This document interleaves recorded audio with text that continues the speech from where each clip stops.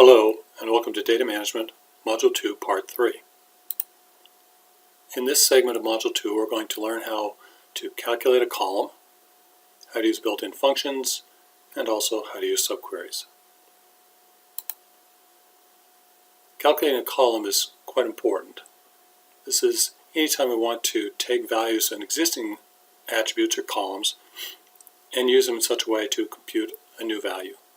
So for example, we want to get, in this case, the name of the firm, the price of the share, the quantity of shares outstanding, and then firm yield. Obviously, in order to calculate the firm yield, we need to know the formula. In this case, to calculate the yield, we're going to divide the share dividend by the share price, multiply that result by 100, and that gives us what we refer to as the firm yield.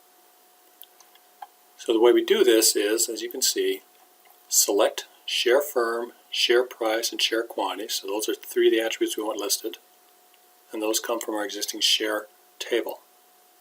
Then we calculate the share yield by putting in share dividend divided by share price times 100. So that's our formula. We use the as term to provide a name for the column that we're computing. So in this case, we're going to call that column yield. And we still have to specify what table the attributes are going to come from, in this case from share. So as you can see, in red, how we calculate it, in blue, what we name it. And here are the results shown from MySQL Workbench if you run that query against our share table. For built-in functions, and MySQL and other relational database systems have quite a few built-in functions for you. Here are some example ones: count, average, sum, min, and max. So for example, if we want to find the average dividend for shares in our table, we use select average and then in bracket the name of the attribute which we want the average of, in this case share dividend. Once again, we use as to give a name for the result, and then we also include the share name, the name of the table that we're using. So in this case, select average share div as avdiv, and here we've got the average share dividend for all of the shares that are included in our table.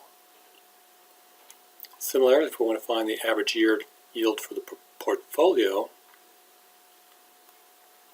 we combine our computation that we had previously, and then we also take the average of it. So within the bracket, this is the formula we use for computing yield, and then in front of the bracket we use average to find the average of that. So in this case, select average share div divided by share price times 100, and then we name it as average yield. Once again, the result from MySQL Workbench shows us the average yield is a little over 7.5.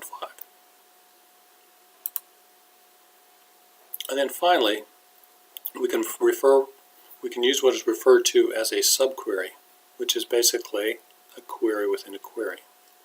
Let's assume we want to find all the firms that have a PE or price earnings ratio that is greater than the average PE ratio for the entire portfolio, meaning for all of the shares in our table. Essentially, we have to use two queries and combine them together. We want to find that the average portfolio, and then we want to find all the firms that have a PE ratio greater than the average for the portfolio. So you can see that in red, we want to find the average portfolio, and in blue, all the firms that have a PE ratio greater than that one. The way we do that is, again, using what we refer to as a subquery. The subquery is the part shown in red where we select the average share PE from share. What that's going to give us is a single value, an average share price earnings ratio from the share.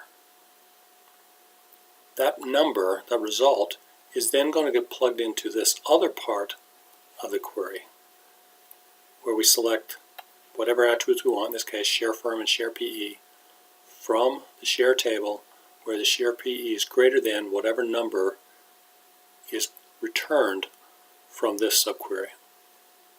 So in this case, we find that there are 5 shares that have a share PE greater than the average share PE for the entire portfolio. As a note, you need to have parentheses, round brackets, around the entire part of your subquery for this to work. And that's the end of screen capture 3.